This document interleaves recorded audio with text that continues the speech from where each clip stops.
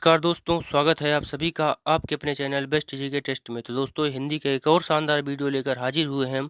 इसमें 80 प्रश्न शामिल किए गए हैं और ये सभी प्रश्न यूपी ट्रिपल एससी की परीक्षाओं में पूछे जा चुके हैं। उम्मीद है परीक्षा में यहीं से प्रश्न आपको देखने को मिलेगा। तो चलिए दोस्तों, चलते हैं अपने टेस्ट की ओर। लेकिन उससे पहले बता दें कि फॉरेस्ट गार्ड की परीक्षा को ध्यान में रखते हुए हमारे चैनल पर रेगुलर वीडियो अपलोड किए जा रहे हैं, जिन्हें आप हमारे चैनल की प्ले लिस्ट में जाकर देख सकते हैं। तो चलिए दोस्तों, चलते हैं अपने टेस्ट की ओर। पहला प्रश्न है कि निम्न में से कौन सा शब्द तत्सम नहीं है? ए वचन, बी श्लाका, सी तिक्त, डी चार। तो इसका सही आंसर होगा वो होगा ऑप्शन नंबर डी चार। चार तत्सम शब्द नहीं है, तद्भव शब्द है। अन्य शब्दों की बात करें तो वचन का होगा वचन, श्लाका का सलाई, तिक्त का तीता और चतुर्थ का चार। प्रश्न नंबर दो है कि निम्नलिखित में से कौन सी पत्रिका की विशेषता नहीं है? निम्नलिखित में से कौन सी पत्र की विशेषता नहीं है? ए संक्षिप्तता, बी प्रेषक, सी क्रमबद्धता, डी विनयशीलता। तो इसका सही आंसर होगा वो होगा ऑप्शन नंबर बी प्रेषक। पत्र की निम्नलिखित 6 विशेषताएं होती हैं: सरल भाषा शैली, विचारों की सुस्पष्टता और संक्षेप और संपूर्णता, प्रभावंती, बाहरी सजावट, विनयशीलता। प्रश्न नंबर 3 है कि स्वावलंबी होने के लिए सही मुहावरा है। ए पौबारे होना, बी पानी फेर देना, सी पैरों पर खड़ा होना, डी फूक फूक कर पैर रखना। इसका सही आंसर होगा वो होगा ऑप्शन नंबर सी पैरों पर खड़ा होना। प्रश्न नंबर 4 है छंद संबंधित गणों की संख्या है। छंद से संबंधित गणों की संख्या है। ए 6, बी 7, सी 8, डी 10। इसका सही आंसर होगा वो होगा ऑप्शन नंबर सी 8। प्रश्न नंबर 5 है। प्रश्न नंबर 5 में आपको शुद्ध शब्द शुद्ध वाक्य बताना है। वह एक महिला विद्वान थी, वह एक विदुषी महिला थी, एक विदुषी महिला थी, वह एक विद्वान महिला थी। तो इसका सही आंसर होगा वो ऑप्शन नंबर बी, वह एक विदुषी महिला थी। महिलाओं के लिए विदुषी प्रयोग किया जाता है, जबकि पुरुषों के लिए विद्वान प्रयोग किया जाता है। प्रश्न नंबर 6 है कि वाला भविष्य में होने वाला के लिए एक शब्द है। भावी, गत, विगत, आभास। तो इसका सही आंसर होगा वो होगा ऑप्शन नंबर ए भावी। भविष्य में होने के लिए एक शब्द प्रयोग किया जाता है भावी। प्रश्न नंबर 7 है कि हमें सूर्य नमस्कार करना चाहिए। रेखांकित शब्द का पर्यायवाची शब्द बताइए। ए दिनकर, बी नरेश, सी कलाधर, डी सारंग। इसका सही आंसर होगा वो होगा ऑप्शन नंबर ए दिनकर। सूर्य का पर्यायवाची शब्द दिनकर है। वहीं अन्य शब्द पर देखें तो सूर्य के अन्य पर्यायवाची शब्द दिनकर, दिवाकर, भानु, भास्कर, रवि, आदित्य, मार्तंड, अंशुमाली। वहीं नरेश का देखें तो नरेश का राजा, भूपति, नरपात, भूपात, राव, नरेंद्र, नृप, नरनहा, महीप। कलाधर यानी चंद्रमा के पर्यायवाची देखें तो सोम, सुधांशु, राकापति, शशि, राकेश, इंद्र, मृगांक। वहीं सारंग यानी धनुष के पर्यायवाची देखें तो पिनाक, सरासन, चाप, कमान। प्रश्न नंबर 8वां है कि सदैव सदैव का विपरीत शब्द होगा। ए विरत, बी विरध, सी विरज, डी विरल। तो इसका सही आंसर होगा वो होगा ऑप्शन नंबर बी विरत। सदैव का विपरीत शब्द विरध होगा, जबकि जबकि विरल का विलोम शब्द होगा सुलभ या सर्वसुलभ। विरत का विलोम होगा निरत, विरज का होगा रज।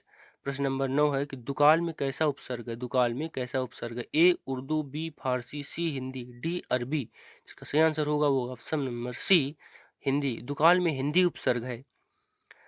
दु का अर्थ बुरा, हीन होता है, जैसे दुकाल, दुबला आदि। हिंदी उपसर्ग इस प्रकार है। हिंदी में जो उपसर्ग प्रयोग किए जाते हैं वह है आ, नी, अन, अद, का, कु, उन, औ, बिन, भर, सु। ये उपसर्ग हिंदी में प्रयोग किए जाते हैं। प्रश्न नंबर 10 है कि निम्न में वर्तमान काल का उदाहरण है। निम्न में वर्तमान काल का उदाहरण है। ए उसने पढ़ा था, बी वह पुस्तक पढ़ेगा, सी वह जाता है, डी वह खेल रहा था।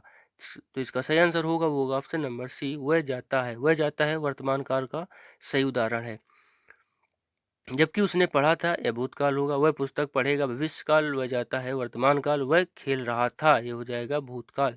प्रश्न नंबर 11 है निम्न में कौन सा शब्द विशेषण है? ए आगरा, बी चमकीला, सी कुछ, डी लिखना। तो इसका सही आंसर होगा वो होगा ऑप्शन नंबर बी चमकीला। चमकीला शब्द विशेषण है, जबकि आगरा संज्ञा है और लिखना क्रिया है, कुछ अव्यय है। प्रश्न नंबर 12 है कि संख्यागमन का सही संधि विच्छेद है। ए सखी प्लस आगमन, बी सखी प्लस आगमन, सी सखी प्लस गमन और डी संख्या प्लस गमन। तो इसका सही आंसर होगा वो होगा ऑप्शन नंबर ए सखी प्लस आगमन। संख्यागमन का सही संधि विच्छेद सखी प्लस आगमन होगा। प्रश्न नंबर 13 है कि बोलोचित शब्द का संधि विच्छेद होगा। बोलोचित शब्द का संधि विच्छेद होगा। ए बोलो प्लस चित, बी बाल प्लस उचित, सी बाला प्लस चित, डी बा प्लस लोचित। तो इसका सही आंसर होगा वो होगा नंबर बी बाल प्लस उचित। बोलोचित शब्द का सही संधि विच्छेद बाल प्लस उचित होगा। प्रश्न नंबर 14 है कि सही शब्द में समास का भेद बताइए। ए कर्मधारय समास, बी द्विगु, सी तत्पुरुष, डी द्वंद्व। तो इसका सही आंसर होगा वो होगा ऑप्शन नंबर बी द्विगु समास। सतसई में द्विगु समास होगा क्योंकि सतसई में पहला शब्द संख्यावाची है। प्रश्न नंबर 15 है कि गंगा जल शब्द में समास का भेद बताइए। गंगा जल शब्द में समास का भेद बताइए। ए तत्पुरुष, बी द्वंद्व, सी अव्ययभाव, डी कर्मधारय। तो इसका सही आंसर होगा वो होगा ऑप्शन नंबर ए तत्पुरुष। प्रश्न नंबर 16 है कि पृथ्वी के तीन ओर पानी वाला स्थान क्या कहलाता है। ए द्वीप, बी प्रायद्वीप, सी महाद्वीप, डी उपरोक्त में से कोई नहीं। तो इसका सही आंसर होगा वो होगा ऑप्शन नंबर बी प्रायद्वीप। अगला प्रश्न है 17 नंबर की जिसके पास कुछ भी ना हो, जिसके पास कुछ भी ना हो उसके लिए एक शब्द प्रयोग किया जाएगा। ए गरीब, बी अकिंचन, सी दरिद्र, डी बिनती। तो इसका सही आंसर होगा वो होगा ऑप्शन नंबर बी अकिंचन। जिसके पास कुछ भी नहीं होता उसके लिए एक शब्द होता है अकिंचन। प्रश्न नंबर 18 है कि उभय, अभय और उभय शब्द युग्म का सही अर्थ है। अभय और उभय शब्द युग्म का सही अर्थ है। ए निर्भय दोनों, बी हवा और अग्नि, सी पढ़ना और पढ़ाना, डी दोनों और निर्भय। तो इसका सही आंसर होगा वो होगा ऑप्शन नंबर ए निर्भय और दोनों। अभय और उभय शब्द का सही अर्थ होता है निर्भय और दोनों। प्रश्न नंबर 19 है कि कुल शब्द युग्म के सही अर्थ भेद का चयन कीजिए। ए वंश और गमन, बी वंश और किनारा, सी किनारा और वंश, डी सब और वंश। तो इसका सही आंसर होगा वो होगा ऑप्शन नंबर डी सब और वंश। प्रश्न नंबर 20 है कि इनमें वसंत का पर्यायवाची कौन सा नहीं है। ए ऋतुराज, बी कुसुमाकर, सी पराग, डी ऋतुपति। तो इसका सही आंसर होगा वो होगा ऑप्शन नंबर सी पराग। पराग वसंत का पर्यायवाची नहीं है, अन्य तीनों वसंत के पर्यायवाची हैं। प्रश्न नंबर 21 है कि इनमें शत्रु का पर्यायवाची कौन सा नहीं है। ए अहि, बी अरि, सी रिपु, डी बैरी। तो इसका सही आंसर होगा वो होगा ऑप्शन नंबर ए अहि। अहि शत्रु का पर्यायवाची नहीं है, जबकि रिपु, अरि, बैरी यह सभी शत्रु के पर्यायवाची हैं। प्रश्न नंबर 22 है कि ठीक समय पर आ जाना, ठीक समय पर आ जाना में कौन सा कारक है। ए कर्म कारक, बी करण कारक, सी संप्रदान कारक, डी अधिकरण कारक। इसका सही आंसर होगा वो होगा ऑप्शन नंबर डी अधिकरण कारक। ठीक समय पर आ जाना में अधिकरण कारक होगा। प्रश्न नंबर 23 है कि राम की गाय चरती है वाक्य में कौन सा कारक है। ए कर्ता, बी कर्म, सी संबंध, डी अधिकरण। इसका सही आंसर होगा वो होगा ऑप्शन नंबर सी संबंध। का की के लिए संबंध का प्रयोग होता है। प्रश्न नंबर 24 है कि व्युत्पत्ति के आधार पर संज्ञा कितने भेद होते हैं। व्युत्पत्ति के आधार पर संज्ञा कितने भेद होते हैं। ए 2, बी 3, सी 5, डी 6। तो इसका सही आंसर होगा वो ऑप्शन नंबर बी 3। व्युत्पत्ति के आधार पर संज्ञा के 3 भेद होते हैं। देख लें कौन कौन से। तो पहला है ऋण संज्ञा जैसे कृष्ण, यमुना, गंगा आदि। दूसरा है यौगिक संज्ञा जैसे पनघट, पाठशाला आदि। तीसरा है योग ऋण संज्ञा जैसे जलज, लंबोदर आदि। प्रश्न नंबर 25 है इनमें से कौन सा शब्द भाववाचक संज्ञा नहीं है। ए मनाही, बी विद्युता, सी सोना, डी खुशी। तो इसका सही आंसर होगा वो ऑप्शन नंबर सी सोना। सोना भाववाचक संज्ञा नहीं है, यह द्रव्यवाचक संज्ञा है, जबकि मनाही, विद्युता, खुशी ये भाववाचक संज्ञा है। प्रश्न नंबर 26 है कि हिमालय किस प्रकार की संज्ञा है। ए व्यक्तिवाचक, बी जातिवाचक, सी भाववाचक, डी समूहवाचक। तो इसका सही आंसर होगा वो व्यक्तिवाचक नंबर ए व्यक्तिवाचक। हिमालय व्यक्तिवाचक संज्ञा क्योंकि हिमालय जैसा दूसरा कोई नहीं है। प्रश्न नंबर 27 है कि वह व्यंजन है ऊष्म व्यंजन, अंतास्त व्यंजन, महाप्राण व्यंजन, अघोष व्यंजन। तो इसका सही आंसर होगा वो ऑप्शन नंबर बी अंतास्त व्यंजन। वह व्यंजन अंतास्त व्यंजन है। अंतास्त व्यंजन 4 होते हैं कौन कौन से। या, रा, ला और वा। अगला प्रश्न है कि संयुक्त व्यंजन ज्ञा बनता है। संयुक्त व्यंजन ज्ञा बनता है। ए गा प्लस इया से, बी जा प्लस इया से, सी गा प्लस ना से, डी का प्लस गा से। तो इसका सही आंसर होगा वो ऑप्शन नंबर बी जा प्लस इया से। ज्ञा बनता है जा प्लस इया से। प्रश्न नंबर 30 है कि निम्न में दीर्घ स्वर कौन सा है। ए आ, बी ओ, सी ए, डी ए। इसका सही आंसर होगा वो ऑप्शन नंबर ए आ। निम्न में इसमें दीर्घ स्वर आ है। जितने भी बड़े वाले स्वर होते हैं वह सभी दीर्घ स्वर कहलाते हैं। प्रश्न नंबर 31 है कि स्पर्श व्यंजन कंठ ध्वनि, अघोष और महाप्राण ध्वनि है। ए का, बी गा, सी खा, डी घा। तो इसका सही आंसर होगा वो ऑप्शन नंबर सी खा। खा व्यंजन कंठ ध्वनि में भी बोला जाता है, अघोष और महाप्राण में भी बोला जाता है। प्रश्न नंबर 32 है कर्म का तद्भव शब्द बताइए। ए काम, बी कृत, सी क्रिया, डी कार्य। तो इसका सही आंसर होगा वो ऑप्शन नंबर ए काम। कर्म का तद्भव शब्द कार्य होगा। 33 है प्रश्न नंबर 33 है कि अज्ञान का तद्भव शब्द चुनिए। ए अनजान, बी अजान, सी अनजाना, डी अजाना। तो इसका सही आंसर होगा वो ऑप्शन नंबर बी अजान। प्रश्न नंबर 34 है कि समास बताइए। भरपेट में कौन सा समास होगा। ए अव्ययभाव समास, बी द्वंद्व समास, सी तत्पुरुष समास, डी बहुब्रीहि समास। तो इसका सही आंसर होगा वो होगा ऑप्शन नंबर ए, अव्ययीभाव समास। भरपेट में अव्ययीभाव समास होगा। प्रश्न नंबर 35 है कि पुजारी भगवान पीताम्बर की पूजा कर रहा है। यहाँ पीताम्बर पद समास है। ए कर्मधाराय, बी बहुब्रीहि, सी द्विगु, डी द्वंद्व। तो इसका सही आंसर होगा वो होगा ऑप्शन नंबर बी, बहुब्रीहि समास। पीताम्बर में बहुब्रीहि समास होगा। बहुब्रीहि समास में तीसरा पद प्रधान होता है।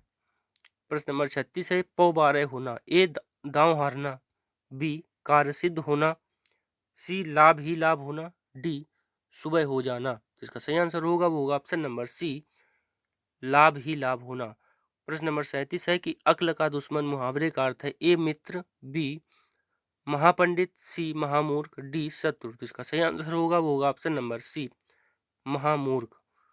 प्रश्न नंबर 38 है कि जयचंद्र प्रकाश नामक प्रश्न नंबर 38 है कि जयचंद्र प्रकाश नामक महाकाव्य के लेखक हैं। ए Baldev Chandra, B Bhagwan Singh, C Chandbardai, D Bhatt Kedar. तो इसका सही आंसर होगा वो होगा option number D, Bhatt Kedar. Jaichandra Prakash नामक महाकाव्य के लेखक भट्ट केदार हैं। प्रश्न नंबर 39 है कि सुमित्रानंदन पंत को किस कृति पर ज्ञानपीठ पुरस्कार मिला। ए स्वर्णधूलि, बी लोकायतन, सी युगवाणी, डी चिदंबरा। तो इसका सही आंसर होगा वो होगा ऑप्शन नंबर डी, चिदंबरा को। सुमित्रानंदन पंत को चिदंबरा पर ज्ञानपीठ पुरस्कार मिला था। प्रश्न नंबर 40 है कि मुख्य बिजली के बल्बों के ऑर्डर के निरस्तीकरण की सूचना देते हुए किसे पत्र लिखेंगे। ए संभरक, बी बल्ब विभाग, सी उपलब्धता विभाग, डी अध्यक्ष महोदय। तो इसका सही आंसर होगा वो होगा ऑप्शन नंबर ए, संभरक।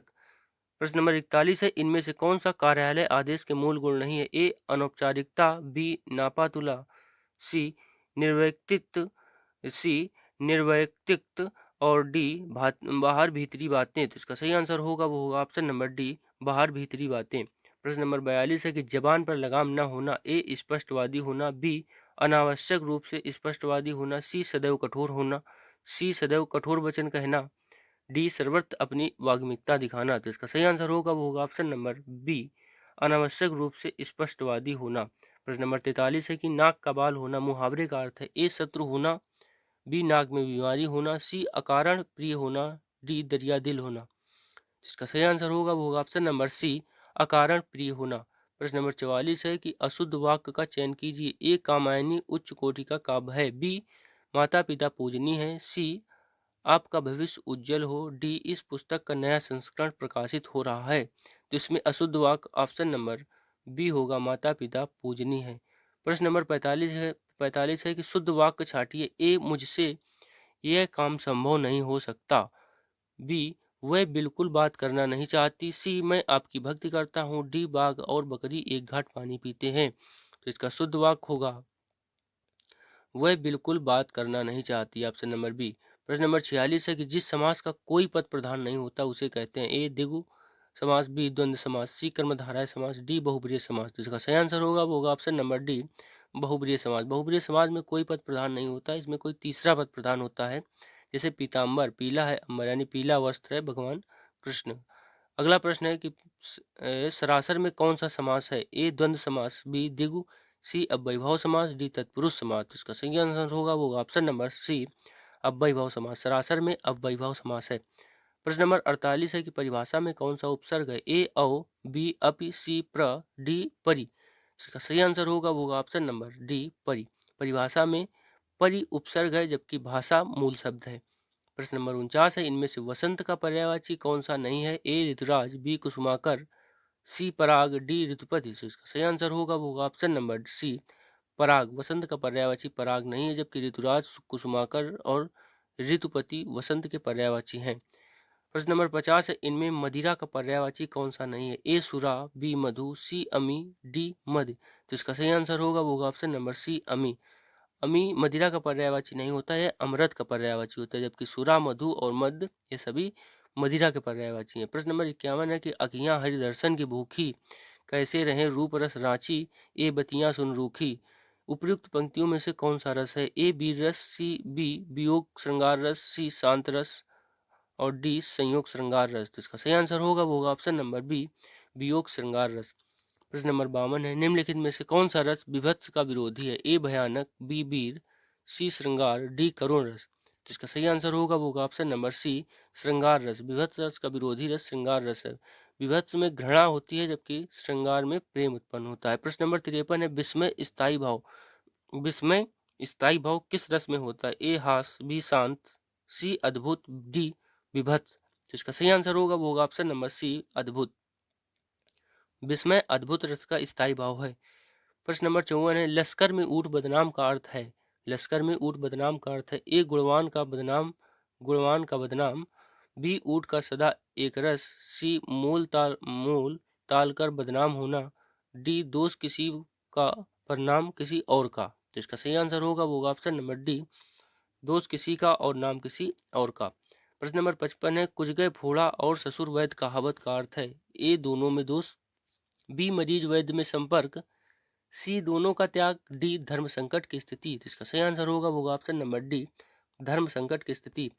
प्रश्न नंबर 56 है खग जाने खग ही की भाषा। लोकोक्ति का उचित अर्थ नीचे दिए गए विकल्पों में से बताइए। ए पक्षियों की तरह बोलना, बी पक्षियों की भाषा न जानना, सी पक्षी अपनी भाषा स्वयं समझते हैं, डी समान प्रवृत्ति वाले लोग एक दूसरे को सराहते हैं। इसका सही आंसर होगा वो ऑप्शन नंबर डी समान प्रवृत्ति वाले लोग एक दूसरे को सराहते हैं। खग जाने खग ही की भाषा, तो समान प्रवृत्ति वाले लोग एक दूसरे को सराहते हैं। प्रश्न नंबर 57 है कौन सी प्राचीन भाषा नहीं है? A Apabhramsha, B Punjabi, C Prakrit, D Sanskrit. इसका सही आंसर होगा वो option number B Punjabi. Punjabi भाषा प्राचीन भाषा नहीं जबकि संस्कृत, प्राकृत, अपभ्रंश यह सभी प्राचीन भाषाएं हैं। प्रश्न नंबर 58 निम्नलिखित में से कौन सी बोली उत्तर प्रदेश की नहीं है? A Mewati, B Kannauji, C Bhojpuri, D Braj. इसका सही आंसर होगा वो होगा option number A Mewati. Mewati Uttar Pradesh की बोली नहीं है, राजस्थान में बोली जाती है, जबकि भोजपुरी, कन्नौजी, ब्रज ये सभी उत्तर प्रदेश में बोली जाती हैं। प्रश्न नंबर 59 है जयशंकर प्रसाद जी की पहली कहानी कौन सी थी? ए गुंडा, बी सालवती, सी ग्राम, डी मछुआ। तो इसका सही आंसर होगा वो होगा ऑप्शन नंबर सी ग्राम। जयशंकर प्रसाद जी की पहली कहानी ग्राम थी। प्रश्न नंबर 60 है कि आधे अधूरे किस विधा की रचना है? ए कविता, बी कहानी, सी नाटक, डी उपन्यास। तो इसका सही आंसर होगा वो होगा ऑप्शन नंबर सी नाटक। आधे अधूरे मोहन राकेश का नाटक है। प्रश्न नंबर 61 है कि टीचिंग का हिंदी अनुवाद होगा ए अध्ययन, बी अध्यापन, सी निरीक्षण, डी शिक्षण। तो इसका सही आंसर होगा वो होगा ऑप्शन नंबर बी अध्यापन। टीचिंग का सही हिंदी अनुवाद अध्यापन होगा। टेस्टिमोनियल का हिंदी अनुवाद होगा ए अनुशंसा पत्र, बी प्रशंसा पत्र, सी प्रमाण पत्र, डी परिचय पत्र। इसका सही आंसर होगा वो होगा ऑप्शन नंबर बी प्रशंसा पत्र। टेस्टिमोनियल का सही हिंदी अनुवाद प्रशंसा पत्र होगा। प्रश्न नंबर 63 है कि गूलर का फूल होना मुहावरे का अर्थ है ए बिल्कुल बुद्धू, बी दिखावटी धमकी, सी दुर्लभ वस्तु, डी तुच्छ समझना। तो इसका सही आंसर होगा वो होगा ऑप्शन नंबर सी दुर्लभ वस्तु। प्रश्न नंबर 64 है कि निज दिन बरसत नैन हमारे, इसमें कौन सा रस होगा? ए करुण रस, बी रौद्र रस, सी वियोग श्रृंगार, डी अद्भुत रस। तो इसका सही आंसर होगा वो होगा ऑप्शन नंबर सी वियोग श्रृंगार रस। प्रश्न नंबर 65 है राज्यपाल में कौन सी संज्ञा है? ए व्यक्तिवाचक, बी जातिवाचक, सी भाववाचक, डी समूहवाचक। तो इसका सही आंसर होगा वो होगा ऑप्शन नंबर बी जातिवाचक। प्रश्न नंबर 66 है गरीबों की सहायता करो। गरीब शब्द क्या है? ए विशेषण, बी विशेष, डी सी जातिवाचक संज्ञा और डी भाववाचक संज्ञा। तो इसका सही आंसर होगा वो होगा ऑप्शन नंबर सी जातिवाचक संज्ञा। प्रश्न नंबर 67 है कौन सा सर्वनाम का भेद नहीं है? ए पुरुषवाचक, बी गुणवाचक, सी निजवाचक, डी प्रश्नवाचक। इसका सही आंसर होगा वो होगा ऑप्शन नंबर बी गुणवाचक। गुणवाचक सर्वनाम का भेद नहीं है। सर्वनाम कुल 6 प्रकार के होते हैं। नंबर 1 पुरुषवाचक, नंबर 2 निश्चयवाचक, 3 अनिश्चयवाचक, 4 संबंधवाचक, 5 प्रश्नवाचक, 6 निजवाचक। प्रश्न नंबर 68 है निम्नलिखित में से किस शब्द में स्वर व्यंजन संबंधी अशुद्धि नहीं है? ए आरोग, बी ईसाई, सी ऊर्जवर्षी और डी औत्सुक। तो इसका सही आंसर होगा वो होगा ऑप्शन नंबर सी ऊर्जवर्षी। जबकि आरोग्य देखें तो आरोग्य का आरोग्य होगा, ईसाई का ईसाई होगा तथा औत्सुक का होगा औत्सुक।